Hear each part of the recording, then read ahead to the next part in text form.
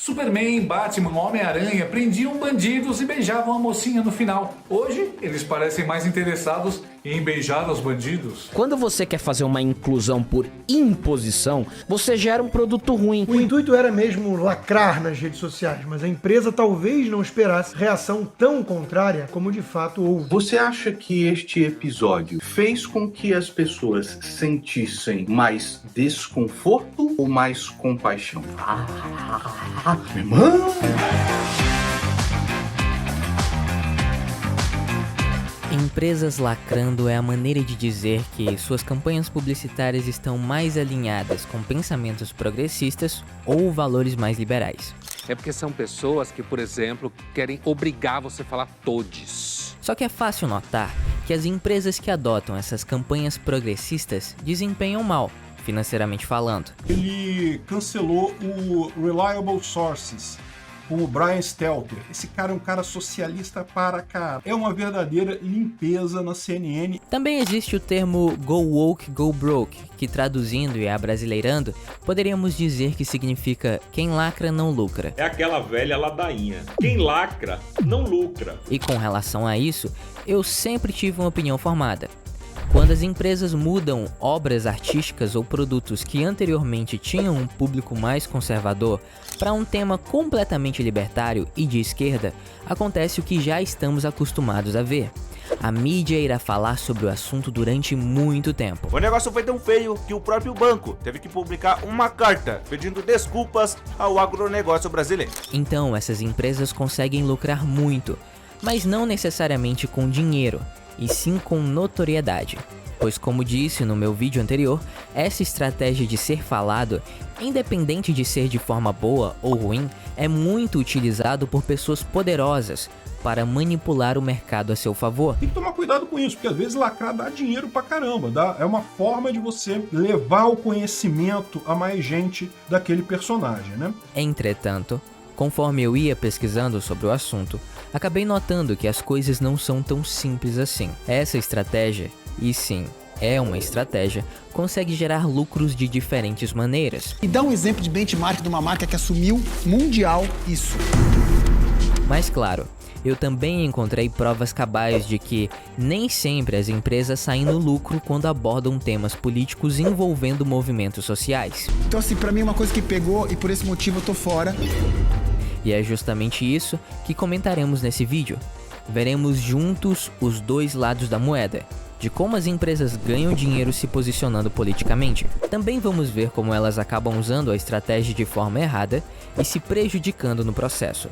E principalmente, veremos o que tirar de proveito de tudo isso. Mas primeiro vamos falar dos pontos negativos.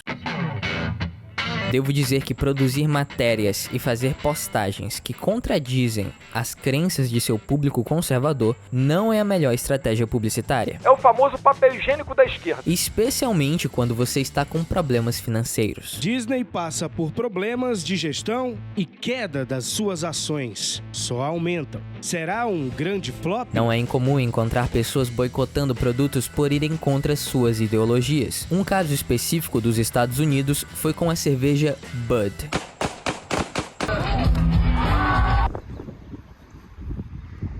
Isso foi o que Marshall Dougherty, CEO da AB InBev, disse para tentar sair da polêmica. To continue to clarify the facts that this was one can, one influencer, one post and not a campaign. O fato é que os clientes estão se tornando cada vez mais conscientes das mensagens sociais nas empresas. Então, mesmo que a publicidade esteja de acordo com suas crenças, você ainda pode responder negativamente a elas, porque vai parecer que a empresa está usando os movimentos sociais para agradar um grupo específico de pessoas, apenas para poder lucrar ainda mais em cima. No fim, só vai parecer que a empresa quer dinheiro, e talvez elas queiram mesmo. Quem lacra, lucra muito. Mas a questão é, se as empresas são tão malignas assim, e só querem o seu dinheiro, e só pensam em dinheiro, por qual motivo elas continuam alinhando seus produtos com essas decisões ideológicas, com riscos enormes de perderem acionistas e ficar no prejuízo? Como você pode ver aí novamente, O Volkswagen Polo já está muito mal das pernas. Isso não faz muito sentido. Nos últimos 7 dias, as vendas da Bud Light aqui nos Estados Unidos caíram 17%. E se você pensa que é apenas com marcas de cerveja que você vai encontrar um público mais conservador, está enganado. Em 2022 foram lançados 4 animações interessantes: Minions e Gato de Botas, que foram mais bem sucedidos. Lightyear e Mundo Estranho tiveram um péssimo desempenho, ao menos para os padrões que se esperavam. E como esses 2 filmes da Disney tinham temas relacionados à cultura LGBTQIA+, ou ao menos era isso que a mídia acabou propagando, as famílias acabaram ficando descontentes com relação ao filme. E pra surpresa de 0 pessoas, o mais novo filme da Disney, Mundo Estranho, já tá banido em mais de 20 países por conta de ter um personagem assumidamente gay lá no filme. E ainda continuando a falar em filme, as pessoas estão ficando revoltadas com o próximo filme da Disney em live action, onde pelo visto a Branca de Neve não é branca, não terão 7 anões, não terá espelho e possivelmente nem haverá uma bruxa má. Até foi dito que a atriz que interpretará a personagem principal não gosta do filme antigo. Tecnicamente falando, se isso tudo for verdade, não haverá um live action de Branca de Neve, mas talvez seja uma nova versão da série What If, da Marvel. For example, instead of 7 dwarfs, Snow White is going to meet 7 diverse magical creatures, and the story won't revolve around love at all. Instead, Snow White's going to pursue her dreams of becoming a leader and seizing power for herself. Nesse sentido, conseguimos ver os resultados de tudo isso ao analisar que a Disney tem tido uma queda em suas ações desde 2021. Logo, vemos que esse tipo de movimento acaba gerando muita revolta nos fãs, que detestam quando suas empresas saem do clássico conservador para movimentos progressistas. Galadriel, sua eu estou falando aqui, estou tentando filosofar, como Tolkien fazia. Aí você vê a tentativa patética de emular a filosofia de Tolkien. Veja o caso dos novos filmes. O público-alvo não necessariamente são os da geração passada, que assistiram esses filmes incríveis quando mais novos, mas sim um público atual, que sabe-se que é mais liberal. Então, quando as empresas fazem publicidade com movimentos sociais, elas fazem todo um estudo demográfico antes. Por exemplo, empresas que têm um público muito conservador costumam fazer publicidade progressista em redes sociais, pois isso acaba atingindo um público novo, o que não é seu original. Então, enquanto os conservadores que não usam TikTok ou Instagram continuam assistindo televisão e bebendo cerveja, os rapazes e moças veem as propagandas em seus celulares. Só que às vezes, as empresas acabam se esquecendo que o público delas é conservador em todo lugar. Pepeca da Cláudia, sim, essa é a nova mascote da Gillette, né? Os caras passaram de todos os limites. O mascote dos caras é uma depilada. Veja o caso da propaganda da Gillette, que teve uma repercussão tão negativa que eles perderam muito dinheiro. E até hoje tem pessoas que não compram mais dessa marca por conta da propaganda, que segundo a maioria das pessoas, foi apenas para tentar lacrar em cima do público. Fico absolutamente enojado com a agressão sexual, o estupro, a intimidação. Então por que jogar isso na minha cara como se o meu gênero como um todo fosse tóxico? A maior parte da culpa da propaganda ter repercutido mal foi por conta da estratégia da empresa de fazer isso uma campanha publicitária, aparecendo mensagens sociais em todos os lugares, não apenas nas telas dos celulares dos jovens, mas nas televisões também, onde o pessoal da geração passada e mais conservadora se divertem. E sempre existirão casos em que a lacração de uma empresa vai acabar com sua própria carreira. Mas existe sim uma maneira mais eficaz de lacrar. E também há motivos bem interessantes para fazer isso. Estratégias que, se você fosse um dono bem esperto de empresas multimilionárias, provavelmente usaria. As empresas não são boazinhas. O mercado capitalista é sim uma selva onde a sobrevivência do melhor vence. Veja bem, nenhuma empresa vive sem resultados. Sendo assim, quando empresas aderem a uma agenda progressista, não significa que elas estão sendo boazinhas, ou até mesmo se importam com o movimento que estão defendendo. E é por isso que não existe empresa boazinha. Na verdade, elas só fazem isso para terem benefícios em seus negócios, por mais que isso não dê dinheiro para elas diretamente. Uma forma mais simples que você pode imaginar é que, ao menos aqui no Brasil, quando você tem uma porcentagem de mulheres, pessoas com gênero diverso ou jovens em sua empresa, você fica livre de algumas cargas tributárias. Apesar de ser legalmente proibido no Brasil contratar com base em características tão específicas como gênero, idade ou cor de pele, as empresas muitas vezes se aproveitam desses incentivos financeiros do governo. Isso ocorre porque essa abordagem acaba sendo mais econômica para as empresas, permitindo que elas optem por mão de obra não qualificada em vez de lidar com impostos e multas.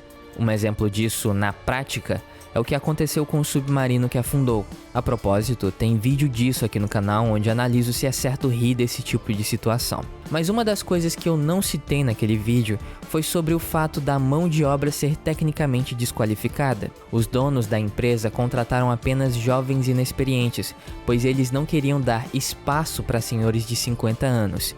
Queriam ser reconhecidos como uma empresa que dá espaço para o jovem. O que é um jeito mais bonito para dizer que eles queriam uma mão de obra mais barata. Também é interessante observar que funcionários sem experiência no mercado de trabalho não têm parâmetros para definir se sua empresa é ruim ou não. Então, você pode moldar eles com a ideologia da sua empresa. Ou então fazer eles pensarem que o ambiente de trabalho não é tão ruim assim, justamente por falta de referência. Outro ponto a se considerar, e talvez um dos mais importantes, é que as empresas costumam colocar esses temas progressistas em suas propagandas apenas para mascarar algumas atitudes polêmicas delas. Nos Estados Unidos, a aprovação de uma lei considerada homofóbica virou disputa política entre a Disney e o estado da Flórida. Um caso conhecido é o da Disney, que em 2022 apoiou uma lei que proibia o uso da palavra gay nas escolas. Com a lei que ficou conhecida como Não Diga Gay. Bem conservador, diferente dos seus filmes.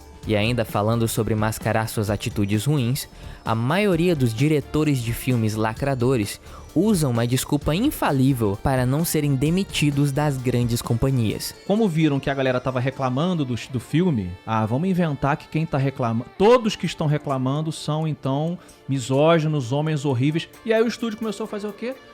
Os ataques racistas, os ataques machistas, os ataques de ódio. Quando um filme performa mal, geralmente não é por conta do tema ser progressista, mas sim por ser um filme com roteiro ruim. Acontece que, para mascarar sua falha como produtor de filmes, você diz que o longa não fez sucesso por conta dos boicotes opressores da sociedade, o que, de novo, te dá notoriedade e provavelmente vai te livrar de ser demitido pelos executivos. Afinal, se eles realmente te demitirem, vai só provar que você estava certo.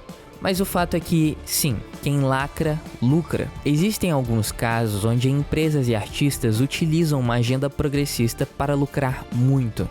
Então vale a pena, pois é como uma aposta.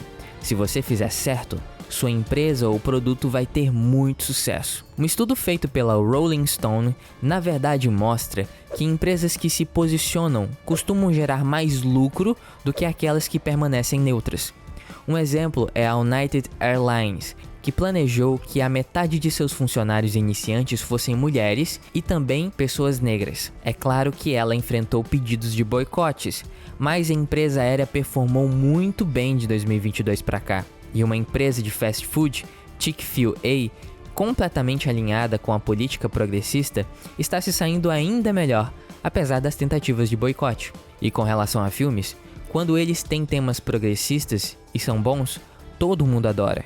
Veja o caso de Não Olhe Pra Cima, Nope, Nós, Ataque dos Cães, Mulher Maravilha. Parece que as pessoas pensam que esses filmes são bons apesar da agenda que seguem, ao invés de ver que eles são bons por justamente abordar esses tópicos mais sensíveis. O exemplo que utilizam é que O Último Exterminador não foi bom por conta da política envolvida. Mas para uma franquia que morreu no segundo filme, não tinha muito o que se esperar. Falam de As Panteras, mas a verdade é que ninguém ligava para esse filme. E também mencionam Aves de Rapina, mas muitas vezes deixam de lembrar que seu predecessor, Esquadrão Suicida, já havia enfrentado problemas, e o público mais jovem, interessado em assistir a Arlequina, não teve a oportunidade de fazê-lo devido à classificação etária restritiva para adultos. E não podemos deixar de citar o tipo de negócio mais lacrador que tem, e que gera bilhões de receita todo ano, independente se você é um conservador autoritário ou um progressista chato. A indústria da música. E por falar em saudade, onde anda você, onde andam seus olhos, que a gente não vê onde anda esse corpo, que me deixou morto de tanto prazer. Eu acho que a melhor estratégia para chamar atenção e ganhar muito dinheiro é você ser conservador no início e depois mudar para uma política mais liberal. Só que o inverso também funciona. Empresas, entre aspas, malvadonas, também ganham muito dinheiro se posicionando contra agendas mais humanas. O fato é que, se você chamar a atenção, vai ganhar algum tipo de poder. E também eu acho que a maioria dessas empresas que usam bandeiras LGBT não se importam muito com a causa. Eu já trabalhei em uma empresa grande, no setor de RH, e nós tivemos que correr para contratar o máximo de mulheres, negros, jovens e pessoas com deficiência física. Resultado: contratamos pessoas que não se adequaram bem ao trabalho e performaram muito mal, resultando em demissões. Outro ponto bem interessante que eu achava daquele trabalho era que tínhamos uma meta curiosa. A meta era bater um número específico de colaboradores que tivessem um gênero que não fosse hétero. Enfim, a gente perdeu essa meta e isso impactou com outras metas e obviamente a empresa foi punida. Quer dizer, não a empresa, os funcionários. Enfim, qual a sua opinião sobre esse assunto? Eu vou adorar ouvir o que você tem a dizer. Aqui nesse canal a gente analisa os dois lados da moeda, porque é isso que significa ser um intermediador. Agora que meu convite foi feito, vamos à parte mais importante do vídeo: a moral da história. A reflexão que vou propor tem muito mais a ver com você se aproveitar da estratégia da lacração, como as empresas se posicionam no mundo dos negócios para fazer seus lucros subirem ainda mais. No incrível livro As 48 Leis do Poder, de Robert Greene, a sexta lei para se alcançar o poder é: chame a atenção a qualquer custo. Nesse mundo em que vivemos, julgamos as coisas pelas aparências. Aquilo que não vemos não é lembrado. Logo, não é para você ficar perdido no meio da multidão ou mergulhado no esquecimento. Destaque-se e fique visível a qualquer custo. Atraia as atenções, parecendo ser maior, mais colorido, mais misterioso do que as massas tímidas. Mas tome cuidado com essa estratégia. A atenção que você chama jamais deve ofender ou desafiar a reputação dos outros. Por isso, você precisa saber quando procurar versus evitar os holofotes.